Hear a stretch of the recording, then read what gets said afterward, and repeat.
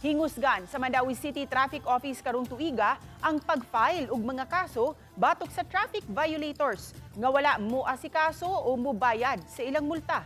Ang detalye sa report ni Nico Sereno. Mas istiktuhon pa sa Traffic Enforcement Agency of Mandawi Contim ang pag-file og mga kaso karong tuiga batok sa mga traffic violators. Alang kini niadtong naisyuhan na og citation apan wa gyud manumbaling o mosettle sa ilang multa. Agad gid kato mga grabe gid og violations ba. Kay that's the only way to compel no sa ato mga traffic violators nga una dili na mo usab nya ikaduha is mo settle gid sila sa ilahang kanang salaod ba nga nahimo. Kay kung wala ta himuon ana mugara ra man ni sila. Sa datos sa team, sulod sa duha ka tuig, moabot sa 700 ka mga drivers ang ilang nakiha kay wala mo asikaso sa bayronon. Sa tuig 2024, 485 ang napasakaan og kaso. 95% niini nakigsettle na ug na-dismiss.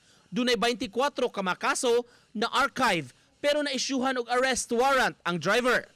Samtang sa tuig 2025, 209 traffic violations ang napasaka sa prosecutor's office. Kadaghanan na settle ra kay nakabayad maong na-dismiss kini apan may gamayng porsyento nga ongoing pa ang kaso.